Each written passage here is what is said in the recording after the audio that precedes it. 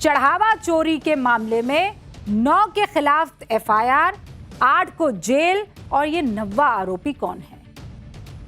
योगी ने जो कहा कर दिखाया। अब पॉलिटिक्स यहां पर चरम पर। 10 दिन में, ये पहले कहा था ना अभी कि दूध का दूध पानी का पानी कर देंगे, क्या हो गया? और चाचा भतीजा जीजा साला दोस्त यार सब के सब जेल गए। 40 दिन में 70 बार चढ़ावा चोरी हुआ है। और चढ़ावा चोरी में क्या बड़ी मछली को बचाया जा रहा है? चंपत राय ने आज इस्तीफा तो दे दिया, लेकिन बवाल अभी भी मचा हुआ है। और आप लोग ये समझ लीजिए, 40 दिन में 70 बार रामलला का चढ़ावा चोरी हुआ। कितनी बार हुआ? 70 बार। यानी अगर मैं इसका एवरेज निकालूं, राउंड अप करने की कोशिश करूं, तो एक दिन में 2 बार चढ़ावा चोरी हो रहा था। एक दिन में 2 बार। सुनकर शौक लग जाए किसी को भी। लेकिन एसआईटी की जांच में यह बड़ा खुलासा हुआ है। और एसआईटी की जांच में आज ऐसे ऐसे खुलासे हुए हैं कि आप सुनकर हिल जाएंगे। एक्सक्लूसिव रिपोर्ट है टाइम्स नाउ नव भारत के पास, और इस रिपोर्ट में क्या क्या है मैं आगे आपको बताऊंगी। लेकिन अभी आपको दिखाती हूं कि रामलला का चढ़ावा चोरी करने के आरोप में आज दिन भर हुआ क्या क्या है। हो सकता है आप लोग बिजी रहे हों, छोटा मोटा आपने अपने मोबाइल में देख लिया हो, लेकिन अभी मैं आपको कंप्लीट अपडेट दे देती हूं। ठीक है, तैयारी पूरी आपकी? सबसे पहले तो टिन्नू यादव की गैंग चढ़ावा चोरी कैसे करती थी, इसका मोडस ऑपरेंडाई आपके सामने रख रही हूं। बहुत तरीके से, शातिराना तरीके से ये लोग चोरी करते थे। आज चढ़ावा चोरी के सभी 8 नामजद आरोपियों को जेल में भेज दिया गया। और ये जो आरोपी हैं, इन्होंने बताया कि करते क्या थे। अयोध्या की स्पेशल कोर्ट ने सभी आरोपियों को सोमवार तक के लिए न्यायिक हिरासत में भेज दिया है। चढ़ावा चोरी मामले में कल शाम 9 आरोपियों के खिलाफ एफआईआर दर्ज हुई थी और हमने आपको यह खबर बताई थी। अब ये 9वां आरोपी अज्ञात है, इसीलिए सस्पेंस अभी बना हुआ है कि ये 9वां आरोपी भैया है कौन। इधर ट्रस्ट के कर्ता धर्ता चंपत राय ने और अनिल मिश्रा ने अपने पद से इस्तीफा दे दिया। आज की ये सबसे बड़ी खबर रही। और अब तक की जांच में यह पता चला है कि इस साल 27 अप्रैल से 5 जून तक, यानी 40 दिनों में, 27 अप्रैल से 5 जून, तारीख गिन लीजिए, 27 अप्रैल से 5 जून तक यानी 40 दिनों में 70 बार चढ़ावा चोरी किया गया। और यह चढ़ावा चोरी गैंग, इसका मुखिया टिन्नू यादव और बगल में था उसके सुभाष श्रीवास्तव, इन दोनों का नाम सामने आ रहा है। सभी 8 आरोपियों के पास से अब तक 79,85,000 रुपए बरामद हुए हैं। कितने? 79,85,000 रुपए बरामद हुए हैं अभी तो केवल। एसआईटी की टीम ने 15 जून को चढ़ावा चोरी मामले की जांच शुरू कर दी थी और 10 दिन के अंदर अंदर आरोपियों को जेल के अंदर पहुंचा दिया गया। सीएम योगी अभी 7 दिन पहले जब अयोध्या गए थे, तब उन्होंने भरे मन से यही दावा किया था कि 15 दिन के अंदर दूध का दूध पानी का पानी हो जाएगा, और हो गया है। सरकार की एसआईटी की जांच में 90 दिन एफआईआर दर्ज हुई। 10वें दिन सभी 8 नामजद आरोपियों को जेल में ठूस दिया गया। 9वां भी अज्ञात है। लेकिन अखिलेश यादव शायद इस कार्रवाई से खुश नहीं है। उन्होंने शायराना अंदाज और इशारों में कहा, क्या कहा? वो क्या करेंगे दूध का दूध और पानी का पानी, वो क्या करेंगे दूध का दूध पानी का पानी, लालच ने मार दिया है जिनकी आंखों का पानी। अखिलेश यादव ने आगे लिखा है कि वैसे पता नहीं लोग ये क्यों पूछ रहे हैं कि अयोध्या से गोरखपुर कितनी दूर है। अखिलेश यादव को सीएम योगी ने उसके बाद तगड़ा जवाब दिया। अब उस जवाब को भी आप सुन लीजिए। और अयोध्या के बारे में जो कदपे समाचार मिल रहे थे, हमने कहा था एसआईटी गठित की गई है। एसआईटी की रिपोर्ट आने के साथ ही हमारी कार्रवाई भी प्रारंभ हो जाएगी। और आपने देखा होगा, एसआईटी की रिपोर्ट आई, तुरंत कार्रवाई प्रारंभ हो गई। और मैं आश्वस्त करता हूं, जो मैंने कहा था, दूध का दूध और पानी का पानी हम करके रहेंगे। और जैसा मैं आपको कह रही थी, एसआईटी की एक्सक्लूसिव रिपोर्ट हमारे पास मौजूद है। इस रिपोर्ट में क्या क्या कहा एसआईटी ने वो मैं आपको बताऊं। लेकिन कल से बहुत सारे मीडिया प्लेटफॉर्म पर आप ये दावा सुन रहे होंगे, एसआईटी की रिपोर्ट, 100 पन्नों की रिपोर्ट, 140 पन्नों की रिपोर्ट, 150 पन्नों की रिपोर्ट। भैया ऐसा कुछ नहीं है 150 पन्नों की रिपोर्ट। चढ़ावा चोरी की जांच पर एसआईटी की रिपोर्ट केवल 20 पन्नों की है, केवल 20 पन्नों की। और उस 20 पन्ने में बहुत चीजें क्लियर दिख रही हैं।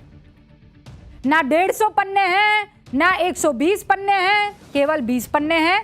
और इस पन्ने में क्या क्या है वो भी आपको बता दूं। राम मंदिर ट्रस्ट को बहुत पहले ही चढ़ावा चोरी का अंदेशा हो गया था। इंपॉर्टेंट पॉइंट, राम मंदिर में चढ़ावा चोरी व्यक्तिगत नहीं थी, किसी एक शख्स का काम नहीं था, बल्कि ये ऑर्गेनाइज क्राइम यानी संगठित अपराध था। राम मंदिर में चढ़ावा चोरी वाला रैकेट करीब 2 साल से संचालित हो रहा था। 2 साल। प्राण प्रतिष्ठा कब हुई जानते हैं आप लोग? कब हुई बताओ? 22 जनवरी। साल पता है? हाँ, 22 जनवरी 2024 प्राण प्रतिष्ठा हुई। तो 24, 25, 26, मतलब 24 से 25 से 26 2 साल हो गए। 2 साल। और पूरा अगर मैं गिनूं तो तब से लेकर अब तक 2 साल 5 महीने 4 दिन बीत जाते हैं अभी जब हम बात कर रहे हैं। और ये चढ़ावा चोरी का जो गैंग है वो मंदिर के उद्घाटन के 5 महीने बाद से ही काम पर लग गया। तो 2 साल 5 महीने 4 दिन, 2 साल से ये 5 महीने जैसे ही निकले, सिस्टम समझ में आया, ये लोग चोरी के काम पर लग गए। एसआईटी रिपोर्ट में यह भी दावा है कि इसी साल 27 अप्रैल से 5 जून तक का सीसीटीवी फुटेज जब उसकी जांच की गई तो इस गैंग को 70 बार चढ़ावा चोरी करते हुए देखा गया। चढ़ावा चढ़ाने से लेकर उसकी गिनती करने तक कई लेवल पर लापरवाही बरती गई। और इसी आधार पर आज चंपत राय और अनिल मिश्रा की भूमिका को लेकर सवाल उठाए गए और फिर उनको आज इस्तीफा देना पड़ गया। रिपोर्ट में यह दावा है कि पूछताछ के दौरान ये टिन्नू यादव और सुभाष श्रीवास्तव ये दोनों चोरी के पूरे नेटवर्क से जुड़े कई अहम खुलासे कर चुके हैं। टिन्नू यादव के पास बिना किसी आदेश के, बिना किसी कागज पत्तर के दान पेटियों की चाबी रहा करती थी। टिन्नू यादव और सुभाष श्रीवास्तव की इस चढ़ावा चोरी गैंग के सरगना के तौर पर, मास्टरमाइंड के तौर पर पहचान हो गई है। एसआईटी ने अपनी रिपोर्ट में लिखा है, पता है क्या लिखा है?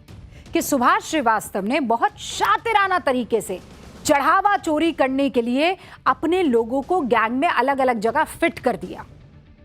मैनेजमेंट से लेकर गिनती करने तक अपने लोगों को इसने फिट कर दिया। और वो कौन कौन है वो आगे मैं आपको बताऊंगी। यानी एसआईटी की अब तक की रिपोर्ट में जो कुछ भी खुलासा हुआ है उसी को आधार बनाकर मंदिर ट्रस्ट ने एफआईआर दर्ज कराई है और अब आरोपियों के खिलाफ एक्शन लिया जा रहा है। योगी सरकार में वैसे भी एक्शन बहुत जल्दी हो जाता है और ये तो रामलला के चढ़ावे का मामला है, पूरा देश देख रहा है। और इसीलिए योगी पहले दिन से कह रहे हैं इस मामले में कि हम बहुत एक्टिव हैं, हर अपडेट वो खुद ले रहे हैं।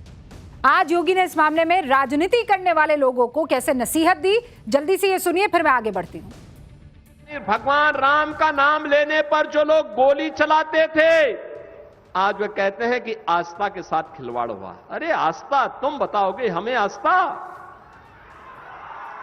रामनवमी पे दंगा करवाते थे,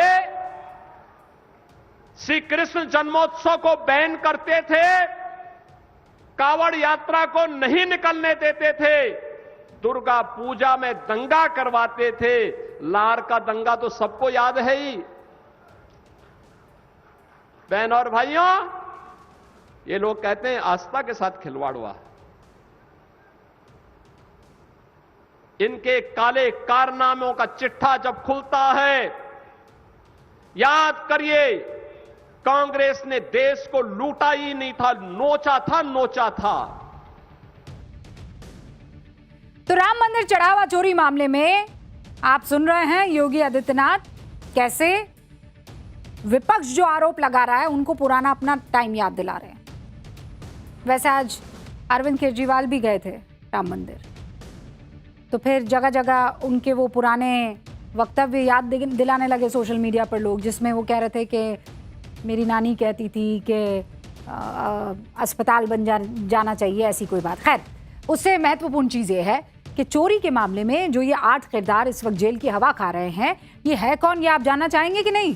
कि जानते हैं आप लोग कौन है ये लोग? मोटा मोटी जानते हैं कि बताऊं मैं? चलिए बता देती हूँ। ये सब मिलकर कैसे चोरी करते थे वो भी आपको बताती हूँ रामलला के चढ़ावे की। पहला आरोपी है राम शंकर यादव, इसको टिन्नू यादव के नाम से भी जानते हैं। ये पहले ट्रस्ट महासचिव, क्योंकि अब तो भाई इस्तीफा दे दिया है, चंपत राय का ही ड्राइवर था। मंदिर में रोज सारे कामकाज जितने भी होते थे उसमें सीधा ये दखल देता था। यहां तक कि दान पेटियों की चाबियां भी इसी के पास रहती थी। फिर दूसरा आरोपी है अनुकल्प मिश्र। चढ़ावे की जो नकदी आती है ना, उसको गिनने का काम था इस अनुकल्प मिश्र का। सबसे पहले इसी को दबोचा गया और जब इसे धर पकड़ा ना, तो कौशलपुरी में इसका मकान है, वहां से 20 लाख रुपए कैश मिले। 20 लाख रुपए अनुकल्प मिश्र के यहां से। तीसरा आरोपी लवकुश मिश्र है। अब ये अनुकल्प मिश्र जो है ना, उसका ये बहनोई है और अनुकल्प का पिता रविंद्र मिश्र, उसने मंदिर में रखवाया इस लवकुश को। और लवकुश के घर से पता है कितना पैसा मिला? नकद 10 लाख रुपए। है आपके घर में किसी के? है आप लोगों के घर में है 10 लाख रुपए? अगर कोई आ जाए तो ये इन लोगों के यहां से मिला। फिर चौथा आरोपी मनीष यादव। ये मनीष यादव टिन्नू यादव का भतीजा है। टिन्नू ने इसे 4-5 महीने पहले ही मंदिर में रखवाया था और इसके यहां से भी कुछ कैश बरामद हुआ है। अब पांचवा है सुभाष श्रीवास्तव। ये कैनरा बैंक का रिटायर्ड कर्मचारी है और मंदिर ट्रस्ट का कर्मचारी भी है। चढ़ावे का जो कैश आता था उसको गिनने का काम यही साहब करते थे। छठा आरोपी है अविनाश शुक्ल। ये चढ़ावे में मिला कैश गिना करता था, अयोध्या में ही रहता था और इसके खाते से 5 लाख रुपए रिकवर किए गए हैं। फिर आता सातवां आरोपी करुणेश पांडे। ये भी चढ़ावा जो कैश होता था उसकी गिनती करता था और अनुकल्प का बड़ा करीबी बताया जा रहा है। फिर आता है आठवां आरोपी रमाशंकर मिश्र। इसकी ड्यूटी चढ़ावे का जो कैश आता था उससे गिनने में, मतलब जितने भी लोग ये गिनने वाले थे ना, सारा खेल यही कर रहे थे। इसके पास से भी नकदी बरामद हुई है। अब आप सोच रहे होंगे खेल क्या हो रहा था भैया? जानना चाहते हैं खेल क्या हो रहा था? हाँ, अब सुनिए खेल क्या हो रहा था। देखिए, सीएम योगी बार बार कह रहे हैं कि चढ़ावे चोरी मामले के बहाने अवधपुरी को बदनाम करने की कोशिश हो रही है। योगी की वो बात सच साबित भी हो रही है। कुछ दिन पहले सोशल मीडिया पर यह दावा किया गया कि सिंधी समाज की तरफ से, सोशल मीडिया पर बहुत चल रहा है कि सिंधी समाज की तरफ से अनुराग रस्तोगी नाम के एक शख्स ने राम मंदिर उद्घाटन के वक्त 60 किलो चांदी दान की थी। उसकी कोई रसीद उन्हें नहीं मिल रही है। ये पूरे सोशल मीडिया पर चल रहा है। लेकिन हमें सोर्सेज बता रहे हैं कि एसआईटी की जो 20 पन्नों की रिपोर्ट है ना, उसमें सिंधी समाज ने 2 बार दान दिया था और वो दान ट्रस्ट के रिकॉर्ड में दर्ज है। दोनों बार 21 जुलाई 2020 को दान दिया था, दूसरी बार 28 जुलाई 2020 को दान दिया था। ये दोनों दान वहां पर मौजूद है। कुल 38 किलो चांदी की ईंट दान में दी थी, वो भी मिली है, उसका रिकॉर्ड भी है। इसके बाद 29 जुलाई 2020 को भी करीब 25 किलो चांदी की ईंट दान में मिली थी, वो भी रिकॉर्ड है। दान में मिले चांदी के सभी ईंटों को गलाकर बैंक के लॉकर में सुरक्षित रखा गया है। ये बात ट्रस्ट ने एकदम क्लियर कर दी है कि रिकॉर्ड में मौजूद है। यानी अनुराग रस्तोगी ने जो चांदी दान दी थी उसका रिकॉर्ड मौजूद है और वो चांदी भी मौजूद है। इसीलिए सीएम योगी ने आज फिर लोगों से अपील की है कि दुष्प्रचार ना करें, उससे बचे और अगर कोई सबूत आता है तो वो एसआईटी को सौंप दे। लेकिन मैं फिर से अपील करूंगा, राम भक्तों की अग्नि परीक्षा मत लो। राम भक्तों के साथ, उनकी आस्था के साथ खिलवाड़ करना बंद करो।